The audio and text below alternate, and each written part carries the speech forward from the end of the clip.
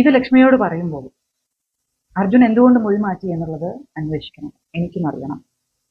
പക്ഷെ സാമ്പത്തിക കാര്യങ്ങളൊന്നും അന്വേഷിക്കണ്ട. മരണം ഇപ്പോഴും ഒരു ചോദ്യചിഹ്നമായിട്ട് അവശേഷിക്കുകയാണ്. കൊല്ലം 6 കഴിഞ്ഞെങ്കിലും ബാലഭാസ്കറിൻ്റെ മരണം ഒരു ചോദ്യചിഹ്നമായിട്ട് അവശേഷിക്കുകയാണ്. അതിനിടയിലാണ് ലക്ഷ്മി 6 കൊല്ലത്തിന് ശേഷം ആദ്യമായി മാധ്യമങ്ങളോട് വാതുറന്നത്. അത് മനോരമ ന്യൂസിലെ ഒരു ഇൻ്റർവ്യൂവിനാണ് വാതുറന്നത്. പക്ഷേ സംശയങ്ങൾ വീണ്ടും വീണ്ടും കൂടുകയല്ലാതെ കുറയുന്നില്ല എന്നുള്ളതാണ്. ലക്ഷ്മി പറഞ്ഞ പല കാര്യങ്ങളും സംശയത്തിന് ഇട നൽകുന്നു എന്നുള്ളതും നമ്മൾ മറന്നുകൂടാ. ഇതിനിടയിലാണ് ബാലഭാസ്കറിൻ്റെ പെങ്ങൾ, അമ്മയുടെ അനിയത്തിയുടെ മകൾ പ്രിയ വേണുഗോപാൽ ഒരു വീഡിയോയുമായിട്ട് വന്നു. പ്രിയ ആദ്യമായിട്ടാണ് പല കാര്യങ്ങളും ബാലഭാസ്കറിൻ്റെ മരണവുമായി ബന്ധപ്പെട്ട പല കാര്യങ്ങളും ഫേസ്ബുക്കിലും ഒക്കെ പങ്കുവെച്ചിരുന്നെങ്കിലും അവർ ആദ്യമായിട്ടാണ് ഒരു വീഡിയോയുമായിട്ട് വന്നത്. അതിൽ ലക്ഷ്മിയുടെ പല ചെയ്തികളെയും അവർ നിശ്ചിതമായി തുറന്നു കാണിക്കുന്നുണ്ട്. അതുമായിട്ട് ബന്ധപ്പെട്ട വീഡിയോ ആണ്. അതിൻ്റെ വീഡിയോ ഞാൻ വേറെ ചെയ്യാം. ഞാൻ അത്യാവശ്യമായിട്ട് പറയാൻ പോകുന്നത്, ലക്ഷ്മിയെ കണ്ട് ലക്ഷ്മിയുടെ ബാലഭാസ്കറിൻ്റെ അച്ഛൻ, ചിറ്റപ്പന്മാരും എല്ലാവരും കൂടെ പോയി കേസുമായിട്ട് മുന്നോട്ട് പോകാൻ അവർ തീരുമാനിച്ചവരും ലക്ഷ്മിയെ അറിയിക്കുന്നു. അപ്പോൾ ലക്ഷ്മി പറഞ്ഞ ചില കാര്യങ്ങളാണ് നമുക്ക് സംശയത്തിനിട നൽകുന്നത്. നമുക്ക് ആ പ്രിയ വേണുഗോപാൽ പറഞ്ഞ ആ വീഡിയോയുടെ കുറച്ച് ഭാഗങ്ങളൊന്ന് ശ്രദ്ധിക്കാം. ഒത്തിരി കാര്യങ്ങൾ പ്രിയ പറയുന്നുണ്ട്. കാര്യം ആ അച്ഛനും അമ്മയും നഷ്ടപ്പെട്ടു പോയ മകനെ ഓർത്ത് ഇപ്പോഴും ദുഃഖിക്കുക, 2 മക്കളും നഷ്ടപ്പെട്ടു പോയി എന്നുള്ളതാണ് പ്രിയ ഈ വീഡിയോയിലുടനീളം പറയുന്നത്. അതിനിടയിൽ വന്ന ഈ വാചകം ഞാൻ പ്രത്യേകം ശ്രദ്ധിച്ചു. അത് നമുക്കൊന്ന് കേൾക്കാം. കൂട്ടുന്ന രീതിയിൽ ലോക്കൽ പോലീസ്, അന്നത്തെ ആറ്റിങ്ങൽ ഡിവൈഎസ്പി ആയിരുന്ന അനിൽകുമാർ എന്നാണ് അദ്ദേഹത്തിൻ്റെ പേര്. ബാലുചേട്ടനാണ് വണ്ടി ഓടിച്ചത് എന്ന് ദൃക്സാക്ഷികൾ ഉൾപ്പെടെ പറഞ്ഞു കഴിഞ്ഞു. അതുകൊണ്ട് കേസായി മുന്നോട്ട് പോകാനില്ല. FIR ഇട്ടിരുന്നു. പക്ഷെ കേസിന് അടിസ്ഥാനം ഇനി അങ്ങോട്ട് മുന്നോട്ട് പോകാനില്ല. കാരണം ആക്സിഡൻറ്റിന് കാരണക്കാരനായി, മകളുടെയും മരണത്തിന് കാരണക്കാരനായി മരണപ്പെട്ട ബാലഭാസ്കർ മാറിയിരിക്കുന്നു. Case closed. ഈ ഒരു ഘട്ടത്തിലാണ് ഇതിനു പിന്നിൽ എന്തോ തിരിമറിയുണ്ടെന്ന് ഞങ്ങൾ പൂർണ്ണമായും വിശ്വസിക്കുന്നു. സംശയങ്ങൾ മാറി ഒരു വിശ്വാസത്തിലേക്ക് വരുന്നു. ഇതെന്തോ അട്ടിമറിക്കാൻ വേണ്ടിയിട്ടുള്ള ശ്രമമാണ്.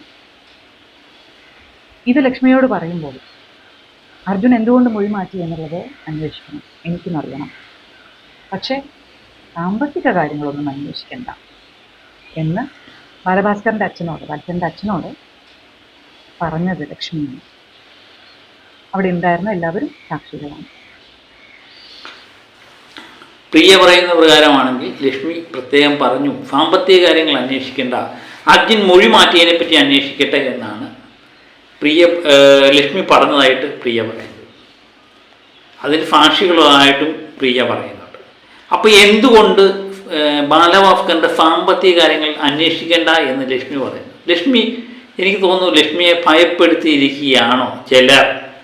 ലക്ഷ്മിയുമായിട്ട് ചുറ്റും സഞ്ചരിക്കുന്നവരെല്ലാം തന്നെ, ബാലഭാസ്കറും ലക്ഷ്മിയുമായിട്ട് സൗഹൃദം പങ്കിട്ട പലരും സ്വർണ്ണക്കള്ളക്കടത്തുമായിട്ട് ബന്ധപ്പെട്ട പല കേസുകളിലെയും പ്രതിയാണ്. ഇപ്പം അർജുൻ തന്നെ വീണ്ടും അറസ്റ്റിലായി. പല കേസുകളിലെയും പ്രതിയാണ് ഈ അർജുനെ പരിചയപ്പെടുത്തി കൊടുത്തതും ഈ സ്വർണ്ണക്കള്ളക്കടത്തുകാരിലെ ചിലരാണ് എന്നും പറയും. അപ്പോൾ എന്തുകൊണ്ട് ബാലഭാസ്കറിൻ്റെ സാമ്പത്തിക കാര്യങ്ങൾ അന്വേഷിക്കേണ്ട എന്ന് ലക്ഷ്മി പറയാനുള്ളൊരു കാരണം ഇപ്പോഴും നമുക്കൊരു സംശയത്തിൻ്റെ നിലയിൽ നിർത്താൻ പറ്റത്തുള്ളൂ. കാരണം ബാലഭാസ്കറിനെ സംബന്ധിച്ച് സാമ്പത്തികം ഉണ്ടായിരുന്നു, അദ്ദേഹത്തിൻ്റെ സാമ്പത്തികം ആര് കൈകാര്യം ചെയ്തു എന്നൊക്കെ കൃത്യമായിട്ട് അന്വേഷിക്കേണ്ട അത്യാവശ്യ കാര്യമാണ് എന്ന് വീട്ടുകാരറിഞ്ഞു തന്നെയാണ് അവർ പരാതിയുമായി പോയത്. ബാലഭാസ്കറിൻ്റെ അച്ഛൻ പറയുന്നുണ്ട്, സ്വർണ്ണക്കള്ളക്കടത്തിൽ അവനും പങ്കാളിയാണെങ്കിൽ അവന് ശിക്ഷ അനുഭവിക്കണം, അതിൽ പോയിട്ടല്ലേ എന്ന് ബാലഭാസ്കറിൻ്റെ അച്ഛൻ പ്രത്യേകം ചോദിക്കുന്നുണ്ട്. കാരണം അവനത് അതിനകത്ത് ഇതാണെങ്കിൽ അവനും ശിക്ഷ അനുഭവിക്കണം, അതിനെന്താ തെറ്റ് എന്ന് ചോദിക്കുന്നുണ്ട്. അപ്പം ഇതുമായിട്ട് ബന്ധപ്പെട്ട് അന്ന് പല വാർത്താമാധ്യമങ്ങളും പല ന്യൂസുകളും വന്നാൽ മനോരമ വന്നേക്കുന്ന ചില ഒരു റിപ്പോർട്ട് എൻ്റെ ശ്രദ്ധയിൽ പെടാനിടയായി. നമുക്ക് അതൊന്ന് കേൾക്കാം. കൊല്ലങ്ങൾക്ക് മുമ്പ് അന്ന് ആ മരണം സംഭവിച്ച സമയത്താണ്. നമുക്ക് അതിനുശേഷം ഒത്തിരി മാറ്റങ്ങൾ ഉണ്ടായി, ഒത്തിരി നമ്മൾ സഞ്ചരിച്ചു. എന്നാലും അന്നത്തെ ആ വാർത്ത നമുക്കൊന്ന് കേൾക്കാം. ക്കാർ നൽകുന്ന സൂചന അനുസരിച്ച് ഇന്നലെ രാത്രി അവർ ക്ഷേത്ര ദർശനം കഴിഞ്ഞ് തൃശ്ശൂരിലെ കാടാമ്പുഴയിലാണ് എന്നുള്ളതാണ് പോലീസുകാർ പറയുന്ന വിശദീകരണം. എന്നാൽ കൃത്യമായി അറിയാൻ കഴിഞ്ഞിട്ടില്ല. ക്ഷേത്ര ദർശനം കഴിഞ്ഞ് രാവിലെ ഇവിടുത്തെ തിരുവനന്തപുരത്ത് ഒരു സ്വകാര്യ ചടങ്ങിൽ സംബന്ധിക്കേണ്ടതുണ്ടായിരുന്നു. അതുകൊണ്ട് തന്നെ ഇന്നലെ രാത്രി തന്നെ അവർ ഈ തൃശ്ശൂരിൽ നിന്ന് യാത്ര തിരിക്കുകയായിരുന്നു. പുലർച്ചെ 4 മണിയോടുകൂടി പള്ളിപ്പുറത്ത് എത്തുകയും ചെയ്തു. പോലീസുകാർ നൽകുന്ന വിവരമനുസരിച്ച് ഈ ഡ്രൈവർ പോയതാണ് അപകടത്തിന് കാരണമെന്നുള്ളതാണ് പ്രാഥമികമായ നിഗമനം. കാരണം റോഡിൽ നിന്ന് തെന്നി മാറി സമീപത്തുള്ള ഒരു മരത്തിലിടിക്കുകയായിരുന്നു. മരത്തിലിടിച്ചതിന് ശേഷം വാഹനം വീണ്ടും പുറകിലേക്ക് വന്നു, വീണ്ടും ഇടിച്ചു എന്നുള്ളതാണ് പോലീസ് നൽകുന്ന വിവരം. ഈ റോഡിൽ നിന്ന് തെന്നി മാറി സഞ്ചരിച്ചത് അത് ലക്ഷ്മിയും ഈ അടുത്ത് കഴിഞ്ഞ ദിവസം നടത്തിയ ഇന്റർവ്യൂവിനകത്ത് പറയുന്നുണ്ട്. വണ്ടി റോഡിൽ നിന്ന് അല്പ ദൂരം സഞ്ചരിച്ചു, അതിനുശേഷമാണ് ഇടിക്കുന്നതെന്ന്. പക്ഷേ ഇതിനകത്ത് പ്രത്യേകം റിപ്പോർട്ടർ പറയുന്ന ഒരു കാര്യമുണ്ട്. ആദ്യമേ മരത്തിൽ പോയി ഇടിച്ചു, അതിനുശേഷം പുറമോട്ട് വന്നതിന് ശേഷം വീണ്ടും ഒന്ന് മരത്തിൽ ഇടിച്ചു എന്നുള്ളത് അത് സംശയിക്കാൻ പറ്റിയൊരു സാഹചര്യം തന്നെയല്ലേ. ആ റിപ്പോർട്ടിൻ്റെ അവസ്ഥ എന്താണെന്ന് നമുക്കറിയില്ല. അതിനുശേഷം പോലീസുകാർ പറഞ്ഞതായിട്ടാണ് റിപ്പോർട്ട്. യഥാർത്ഥത്തിൽ റിപ്പോർട്ട് കള്ളമായിരുന്നോ എന്ന് നമുക്കറിയില്ല. പക്ഷേ ഒരു മനോരമ പോലെയുള്ള ഒരു ന്യൂസിനകത്ത് വന്നതാണ് ഈ റിപ്പോർട്ട്. അതുപോലെ തന്നെ അന്ന് വന്ന വേറൊരു വാർത്തയുണ്ട്, അതുകൂടെ നമുക്കൊന്ന് ശ്രദ്ധിക്കാം. ബാലഭാസ്കറിന്റെ മരണസമയത്ത് കാറിലുണ്ടായിരുന്ന സ്വർണത്തിന്റെ ഉറവിടം അന്വേഷിക്കുന്നു. 40ഓളം പവൻ സ്വർണവും 2 ലക്ഷത്തിലേറെ രൂപയുമാണ് കാറിൽ നിന്ന് കണ്ടെടുത്തത്. വാഹനം ഓടിച്ചിരുന്നത് അർജുൻ തന്നെയാണെന്നാണ് ക്രൈംബ്രാഞ്ചിന്റെ നിഗമനം. ഇത് പറയുന്നത് 40 പവനും 2 ലക്ഷം രൂപയുടെ കണക്കാണ്. അത് അതിനകത്ത് ഉണ്ടായിരുന്നു എന്നാണ് പറയുന്നത്.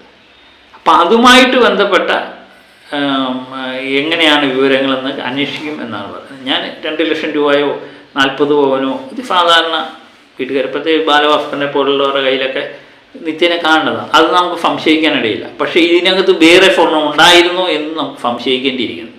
ഇപ്പോഴത്തെ ബാലഭാസ്കറുമായിട്ട് ബന്ധപ്പെട്ട് നിൽക്കുന്നവരെല്ലാം തന്നെ ഈ സ്വർണ്ണക്കള്ളക്കടത്ത് കേസിലേക്ക് പ്രതികളായിട്ട് വരുന്നതുകൊണ്ടാണ് നമുക്ക് ഈ സംശയങ്ങൾ വീണ്ടും ഉണ്ടാകുന്നത്. ഇതിനിടയിൽ വേറെ ഒരു ഈ റിപ്പോർട്ടിൽ തന്നെ വേറെ ഒരു കാര്യം പറയുന്നുണ്ട്. നമുക്ക് അതും കൂടെ ഒന്ന് ശ്രദ്ധിക്കാം. ഇടിയുടെ ആഘാതത്തിൽ തന്നെ ഇന്നോവയുടെ ഈ ഫ്രണ്ട് ഭാഗം, മുൻഭാഗം മുഴുവനായും തകർന്നുപോയി. ഈ ബാലഭാസ്കറിനെ അടക്കമുള്ളവരെ പുറത്തേക്ക് എടുക്കുന്നത് ഫ്രണ്ടിലെ ഗ്ലാസ് പൂർണ്ണമായും തല്ലിപ്പൊളിച്ച ശേഷം അവിടെ നിന്നും വലിച്ചെടുക്കുകയായിരുന്നു ഈ 4 പേരെയും വാഹനത്തിനുള്ളിൽ നിന്ന് പോലീസ്.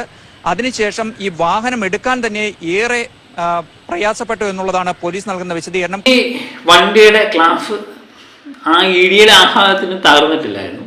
അത് തല്ലിപ്പൊട്ടിച്ചാണ് ഈ 4 പേരെയും, അർജുനെ, ബാലഭാസ്കറിനെ, ലക്ഷ്മിയെ, അതുപോലെ കുഞ്ഞിനെ എല്ലാവരെയും വാതിൽ തല്ലിപ്പൊട്ടിച്ച് ഈ ഗ്ലാസ് തല്ലിപ്പൊട്ടിച്ച് ഫ്രണ്ട് വശത്തൂടെയാണ് എടുക്കുന്നത് എന്ന് പറയുന്നത്. അപ്പോൾ പുറകത്തെ ചില്ല് എങ്ങനെ പൊട്ടി, പിൻഭാഗത്തെ ചില്ല് എങ്ങനെ പൊട്ടി എന്നുള്ളതാണ് നമുക്കറിയേണ്ടത്. അതിന് കലാപം ഫോബി പറയുന്നൊരു കാര്യമുണ്ട്. വശത്തെ ചില്ല് തല്ലിപ്പൊട്ടിക്കുന്നത് താൻ കണ്ടു എന്ന് കലാപം ഫോബിയ തന്നെ പറയുന്നുണ്ട്. അതാണ് ഈ സംശയത്തിന് നമുക്ക് ഇട നൽകുന്നത്. അദ്ദേഹത്തിൻ്റെ വാദങ്ങൾ വിശ്വസിക്കാൻ നമുക്ക് തോന്നുന്നതെന്ന് പറയുന്നത് ഇങ്ങനെയുള്ള കാര്യം. അത് തന്നെയല്ല, ഈ കാറ് 120 കിലോമീറ്റർ വേഗത്തിലൊക്കെയാണ് സഞ്ചരിച്ചത്. അങ്ങനെ ഒരു സാഹചര്യമുണ്ട്. സാധാരണ 90, 80, 90 ലെവലിലൊക്കെയാണ് പോയിക്കൊണ്ടിരിക്കുന്നത്. ഇത് 120 വരെയൊക്കെ വന്നു എന്ന് പറയുമ്പോൾ ഇതിൻ്റെ സ്പീഡ് എന്തായിരിക്കും? ഇവരെ ആരെങ്കിലും പിന്തുടർന്ന് വന്നോ? അതിൽ നിന്ന് രക്ഷപ്പെടാൻ വേണ്ടി ഇവർ നടത്തിയ ഈ പോക്കായിരുന്നു ഇത് എന്നൊക്കെ നമുക്ക് സംശയിക്കാം. പക്ഷേ ലക്ഷ്മിയുടെ ഇൻ്റർവ്യൂവിലുടനീളം പറയുന്നത് കാറിന് സ്പീഡ് ഉണ്ടായിരുന്നു എന്ന് പറയുന്നുണ്ട്. പരമാവധി സ്പീഡിലാണ് കാറ് പോയിക്കൊണ്ടിരുന്നത്. പക്ഷേ അത് എന്തുകൊണ്ട് ലക്ഷ്മി അല്ലെങ്കിൽ ബാലഭാസ്കറോ ഈ അർജുനെ ഉപദേശിച്ചില്ല ഇത്ര സ്പീഡിൽ പോകണ്ട? പ്രത്യേകിച്ച് കുഞ്ഞും കൂടെ അതിനകത്തുള്ള സമയമാണ്. പിന്നെ ലക്ഷ്മി പറയുന്നുണ്ട് ലക്ഷ്മിക്ക് തീരെ വയ്യാതിരിക്കുന്ന സമയമായിരുന്നു, തീരെ വയ്യാത്ത സമയമായിരുന്നു, അതുകൊണ്ട് സദാസമയം ഉറക്കത്തിലായിരുന്നു എന്ന് പറയുന്നുണ്ട്. കടയിൽ പോയി വെള്ളം കുടിക്കാൻ പോലും ലക്ഷ്മി ഇറങ്ങിയില്ല എന്നും പറയുന്നുണ്ട്. അപ്പം ഇങ്ങനെ അവശയായ ഒരു വ്യക്തിയും പ്രത്യേകിച്ച് ബാലഭാസ്കറിൻ്റെ കുഞ്ഞും ആ കാറിലുള്ളപ്പോൾ ഇത്ര സ്പീഡിൽ പോയപ്പോൾ നിശ്ചയമായിട്ടും ബാലഭാസ്കറിനോ ലക്ഷ്മിക്കോ ഇത് അർജുനെ പറഞ്ഞ് വിലക്കാമായിരുന്നു. ഇത്ര സ്പീഡിൽ പോകേണ്ട കാര്യമില്ല. കാരണം അവർ യാതൊരുവിധ പ്രശ്നവും ഇല്ലാതെയാണ് തൃശ്ശൂരിൽ നിന്ന് തിരുവനന്തപുരം വരെ യാത്രയായതെങ്കിൽ ഇത്ര സ്പീഡിൽ പോകണ്ട എന്ന് നമ്മൾ പറഞ്ഞു വരയ്ക്കാൻ.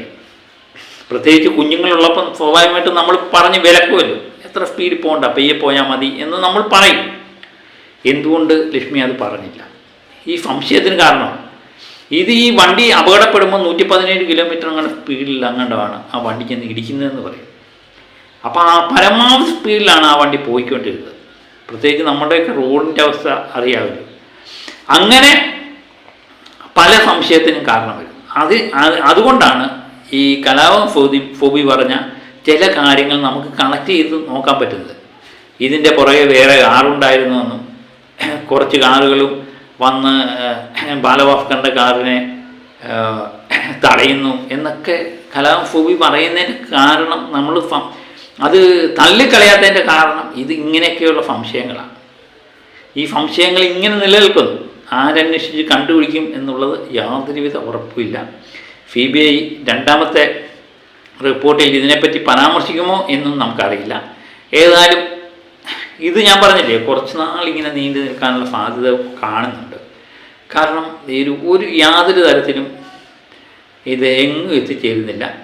അപ്പം നമ്മളുടെ ഇപ്പോഴത്തെ സംശയം ലക്ഷ്മിക്ക് ഇതിനെപ്പറ്റി അറിവുണ്ടായിരുന്നു. അതുകൊണ്ടാണല്ലോ ലക്ഷ്മി ബാലഭാസ്കറിൻ്റെ സാമ്പത്തിക ഇടപാടിനെ പറ്റി അന്വേഷണം വേണ്ട എന്ന് പറഞ്ഞ് ബാലഭാസ്കറിൻ്റെ അച്ഛനെ വിലക്കിയത് എന്ന ഒരു സംശയത്തിന് കാരണമാകുന്നു. അപ്പം മറ്റൊരു വീഡിയോയുമായി വീണ്ടും എത്താം. Okay, by.